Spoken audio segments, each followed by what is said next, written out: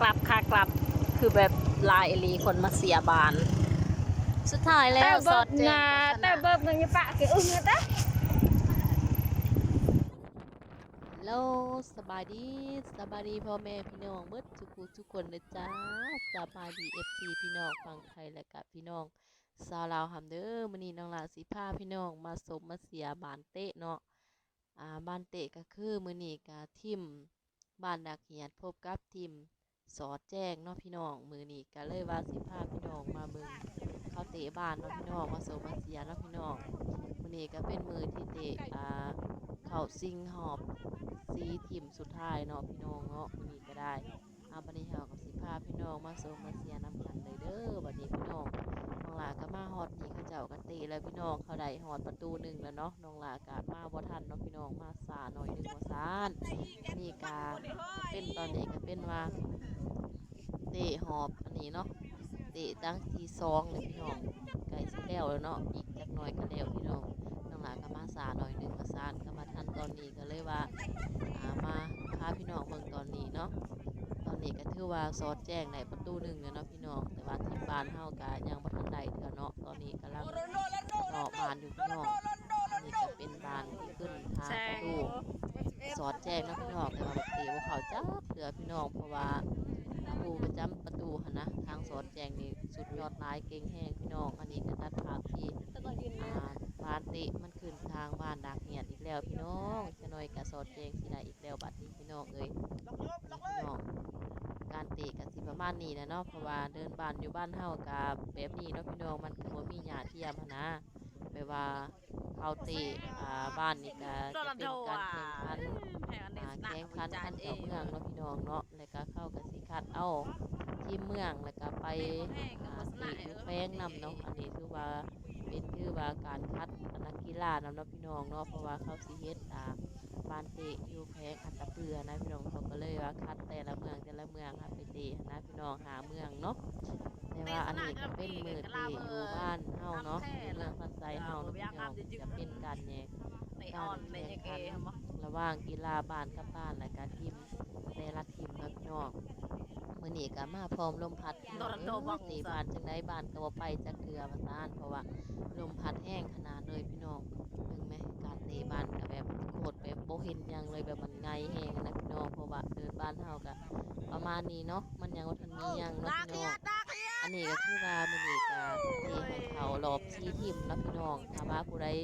ได้แล้วก็เอาสิ่งที่3ต่อเนาะแล้วก็ผู้ใดได้แล้วก็ไปเตะสิ่งที่1ที่2เนาะพี่น้องในมื้ออื่นเช้าเนาะคือว่าวันนี้ก็บ้านดักเหียดพบกับทีมสอดแจ้งเนาะพี่น้องทีมบ้านดักเหียดกับทีมบ้านน้องหลานนี่แหละจ้าแล้วก็น้องหลานก็มาส่งมาเสียโอ้ยคนมาเสียหลายพี่น้องเอ้ยเสียงกะมีเสียงดังเลยเนาะแต่ว่าน้องหลานสิขาเสียงเพราะว่าตอนไปถ่ายคลิปนะพี่น้องก็บ่ค่อยได้ยินนะโอ้ครูบาวมา1กอง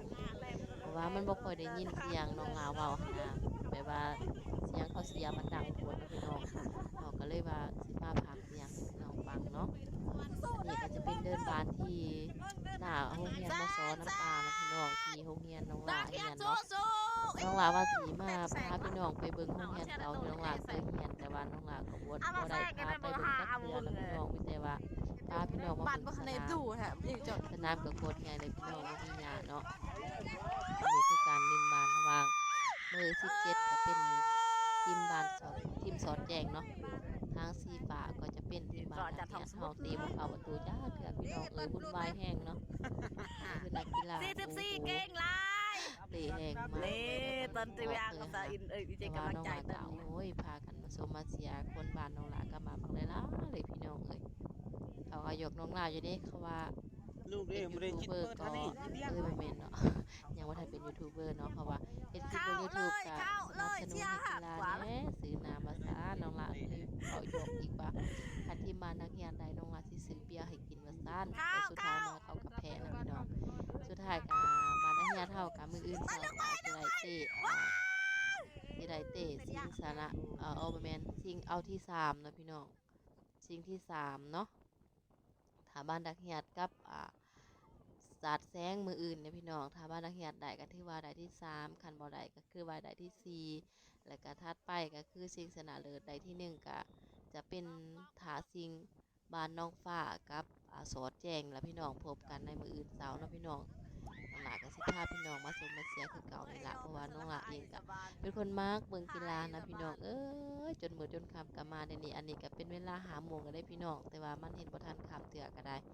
ก็เป็นเวลา5โมงแล้วแต่ว่าน้องหลาก็แบบเป็นคนมักชมมักเชียร์ในบ้านเตะหั่นนะค่ำส่ำใดก็มาเนาะบ้านน้องหลาก็ใกล้เติบอยู่เนาะจากบ้านมาฮอดโรงเรียนนี่ก็ไกลเติบพี่น้องขี่รถมาก็โดนเติบพี่ดอกกว่าสิฮอดเนาะแต่ว่าตั้งใจอยากเบิ่งก็มาเนาะพี่น้องเพราะว่าอยากเบิ่งเก่าเตะบ้านเนาะเป็นทีมงานทีมเชียร์ของเฮานี่แหละมีน้องสาวแล้วก็มีหลานมานำพี่น้อง ทีมสอดแจ้ง เพราะว่า เนาะ ครอบครัวนี่มักด้านกีฬาว่าซั่น มักด้านกีฬาว่าซั่นเนาะอันนี้เฮาก็พาพี่น้องมาเบิ่งเตะบ้านกันเลยเนาะสูสีขนาดเลยพี่น้องคือว่าบ้านนักเรียนแพ้ให้ทีมสอดแจ้งก็แค่ประตูเดียวนะทุกคนแบบว่ามันพลาดซื่อๆหั่นนะ อุ้ย เพราะว่า ไอ้มาเจเล บอล ย จับหันนะลมพัดมาแห้งมันใหญ่ขึ้นเลยพี่น้องแล้วเขากันเตะเลยกับชาวบ้านนะบ่เห็นหงนะพี่น้องก็เลยพา ทันทีเลยกระบะไปทะเลเลย เดียวสินะพี่น้องก็เลยถือผลักเดียวนะพี่น้องหลังจากนั้น แจ้ง ก็บ่ได้แล้วนี่พี่น้องจนจบเกมก็ได้แค่ประตูเดียวเนาะ0-1นี่แหละ0-1นี่แหละ เข้าอุ้ยโยอ่ะ อย่างใหญ่เลยพี่น้องเอ้ยผู้ชมผู้เชียร์ เข้าไม่ลูกเลยเอามาเจละ สนามเลยพี่น้อง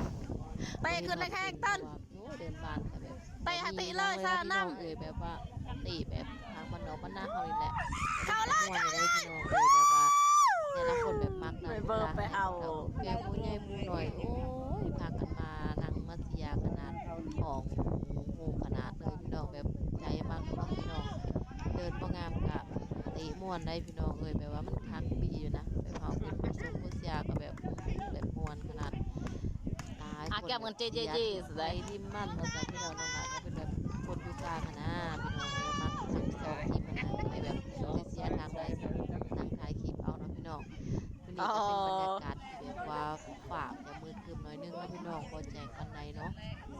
เพราะว่ามื้อนี้ก็เป็นเวลา5 โมงแล้วพี่น้องฝ่าก็เลยมืดครึมเนาะก็เป็นตกดินนะพี่น้องแต่ว่ามันยังหนาวได้พี่น้องเลยที่ว่าหนาวเลยเพราะว่าอากาศมันหนาวลมพัดแห้งๆพี่น้อง ไงเบิ่งสภาพก็โหเนาะมันลมซ้ำใดเวลาเขาตีบ้านไงขนาดเลยพี่น้องเอามาชมมาเสียวันนี้ก็โอ้ยมวนขนาดเลยพี่น้องแม่ผู้ทรงผู้เชียร์ก็แบบหลายเต็มเลยพี่น้องเพราะว่านักเรียนก็บ่ได้เรียนนั่นเด้เราก็อ้อมสนามไปเลยพี่น้องผู้เฒ่าผู้แก่ก็พากันมาเนาะพี่น้องมาชมมาเชียร์คือว่าทางนี้ก็เป็นทีมบ้านนักเรียนเนาะมาเชียร์ทางนี้มันทางลมก็ทีมเป็นทีมที่แบบเชียร์ให้ทีมสอดแจ้งให้พี่น้องแบบแยกกันว่าซั่น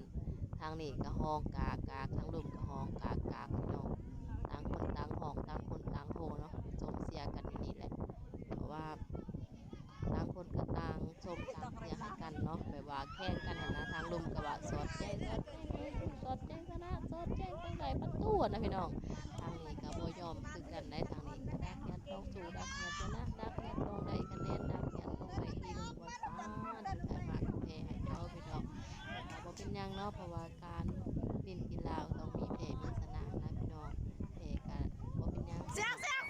ว่ากันพี่น้องใช้ในกีฬาเฮาเนาะการเล่นกีฬาก็เพื่อหลีกเลี่ยงการเสพติดนี่ล่ะพี่น้องแบบว่าในการเล่นกีฬาก็ให้เพื่อสุขภาพของเฮาแบบแข็งแรงหยังประมาณนี้นะพี่น้องเนาะพอได้แรงพอได้รักษานะพี่น้องขอให้ร่างกายของเฮาอบอุ่นใจปลอดโปร่งนะพี่น้องเพื่อหลีกเลี่ยงการ เสพติดเป็นสัตว์ที่มันเลยแบบเฮ็ดแบบพี่พี่น้องกีฬาแต่ละปีก็ต้องมีนะพี่น้องมันมีทุกๆปีหั้นนะก็แบบม่วนเนาะแบบ เจ กี เจ ฬา เจ ก็หลาย สา ๆ ตาไอเหี้ยละสา เตะ เม บ่ น เก่งดอกแต่ว่าเขามักหั้นนะใจมักพี่น้องถึงสิเตะบ่เก่งกะใจมักกะก็เลิกขน้องนั่นแหละพี่น้องคือแบบพวกที่ไปซุ่มไปเชียร์นี่กะแบบบ่ฮู้หยังดอกคือน้องหลานนี่เองบ่ฮู้อีหยังดอกพี่น้องเวลาเห็นเขาเตะเขาทำไมโทษของทางนั้น นักเสียที่ดี โอ้โหทางนั้น